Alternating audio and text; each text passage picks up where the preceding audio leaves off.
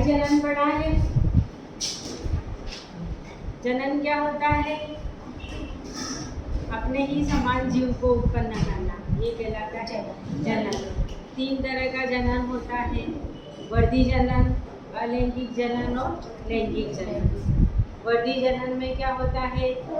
पौधे या जीव शरीर का ही कोई भाग वृद्धि करके नया जीव शरीर या नया पौधा बना देता है।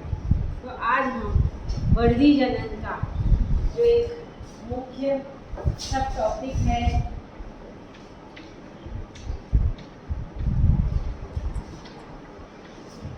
टोटिपोटेंसी, इसके बारे में बात करेंगे। वर्धी जनन में एक लिखते हैं हम क्या? सूक्ष्म प्रवर्धन। अब इस सूक्ष्म प्रवर्धन के अंतर्गत ही क्या आता है? टोटिपोटेंसी।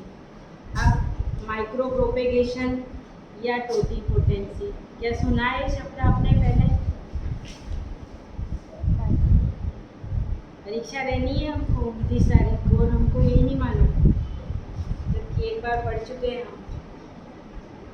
देखो, जनरली कोई भी नया पौधा उगाने के लिए हमको क्या लगते हैं? बीज लगते हैं। और मान लो मुझे 100 पौधे उगाने हैं तो मुझे कितना बीज उगाने पड़ेंगे? 100। मतलब 100 बीज लाऊंगी तो मार्केट में जाना पड़ेगा और खर्चा भी होगा, ठीक है। यानी पौधे उगाने के लिए कोई नया जो पौधा लाने के लिए हमको बीज चाहिए।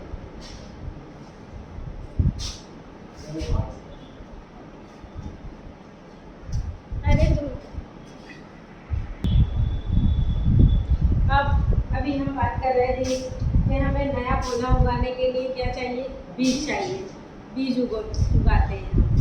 अब सूक्ष्म प्रवर्धन स्थायी जनन की वह तकनीक है जिसमें क्या करते हैं हम?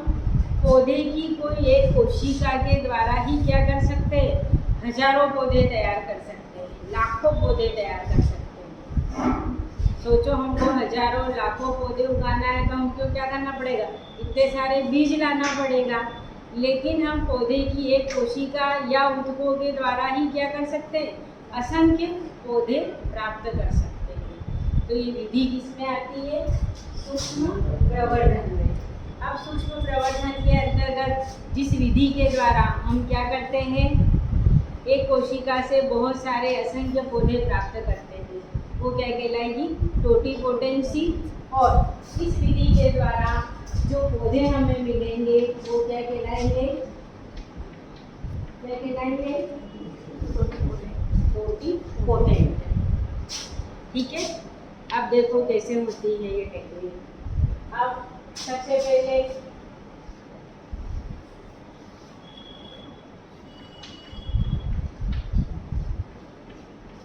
क्या है ये? कोई भी आपको गाजर दिख रही है तो ये गाजर है।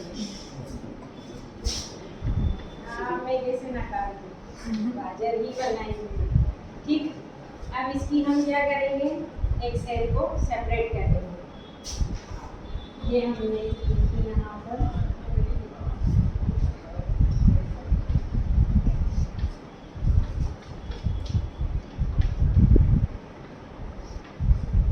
कोशिका को हमने क्या करा? पृथक करा।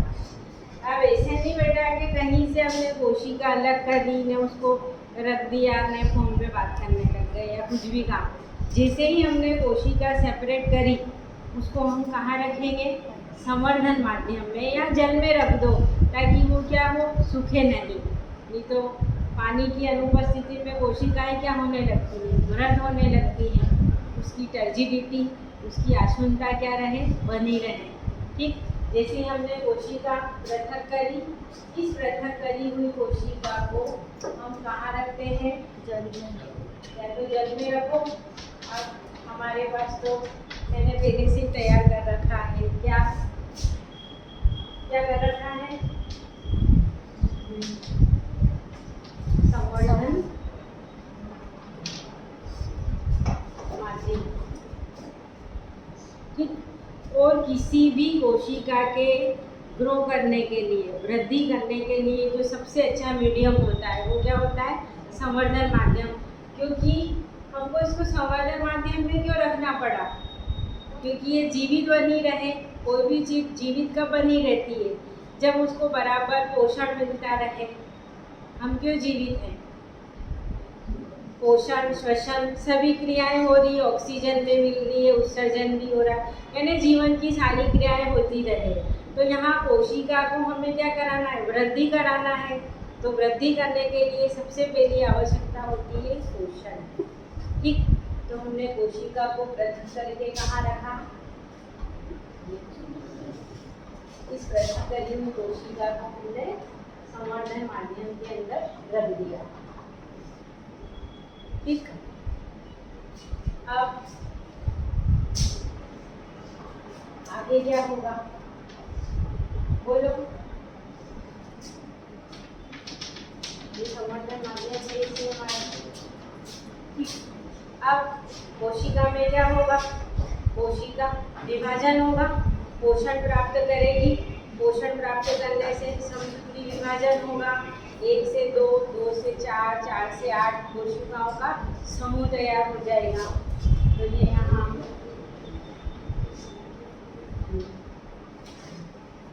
ये कोशिकाओं का समूह तैयार हो गया।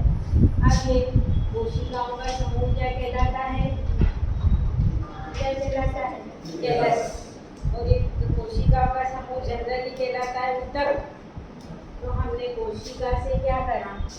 ऊतक का निर्माण कर लिया है। तो ये यहाँ पर ये क्या कहलाता है? ऊतक। संवर्धन। एक कोशिका से बहुत सारी कोशिकाओं का समूह। और ऊतक वैसे भी किसे कहते हैं? कोशिकाओं का वो समूह वो वृद्धि, विकास और उत्पत्ति में एक समान होता है, ऊतक कहलाता है। ठीक है, अब देखो यहाँ पर ऐसे नहीं कि संवर्धन माध्यम एक बार भर दिया तो वो ही रह गया। जैसे हमको हर 4-5 घंटे में भूख लग जाती है, तो ऐसे ही ये संवर्धन माध्यम भी हमको क्या करना पड़ेगा? बदलना पड़ेगा, चेंज करना पड़ेगा। ये तो कोशिका तो इससे पोषण ले चुकी है, इतने में रहेगा कि हाँ सब कुछ ठीक है, लेकिन संवर्धन माध्यम को भी हमको बदलना पड़ता है। ठीक, इसके बाद अब आगे देखिए, यहाँ पर संवर्धन माध्यम में ये असंख्य कोशिकाओं का समूह तैयार हो गया। ठीक है, अब आगे क्या होगा? देखो अगली स्टेप में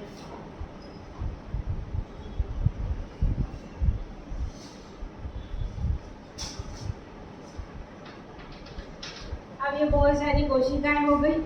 जैसे हमको जनरली कोई चीज़ें चिपकी हुई रहती है तो उनको करने के लिए अपन क्या करते हैं? उसको थोड़ा सा हिलाते हैं, या फिर बर्तन को क्या करते हैं? ऐसे करते हैं। तो ये जो पात्र है जिसमें हमने संवर्धन करा, इसको हम थोड़ा सा, बहुत तेज़ भी नहीं हिलाएंगे क्योंकि छोटी छोटी कोशिकाएं क्षतिग्रस्त भी हो सकती है। उसको धीरे से हिलाते या हल्का सा उसको ऐसे पुश कर लेते, बजा लेते।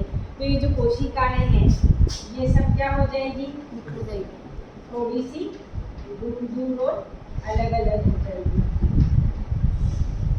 ठीक, अब अगली स्टेप में क्या होगा? देखो संवर्धन माध्यम हम बार बार बदल रहे हैं, वो का वो संवर्धन माध्यम नहीं है। ठीक, अब थोड़े समय बाद हम देखेंगे हर कोशिका के अंदर ये इस तरीके का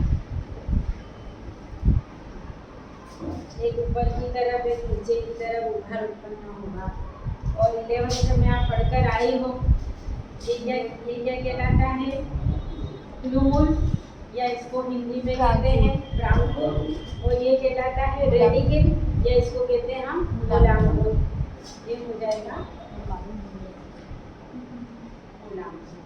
ऐसे ये जितनी भी कोशिकाएं हैं हर एक के अंदर हमको इस तरीके की छोटी छोटी उठी हुई रचनाएं दिखेगी। ठीक, फिर आगे देखो अगली स्टेप में क्या होगा?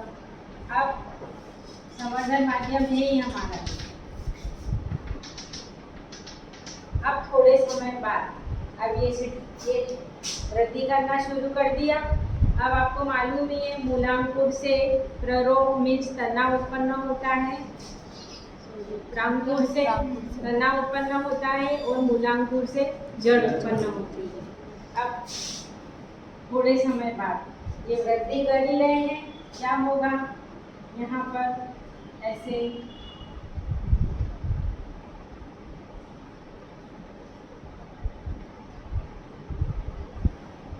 छोटे छोटे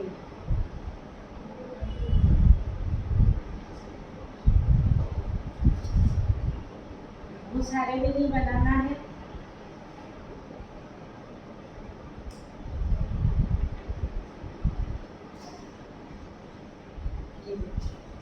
अब ये क्या है,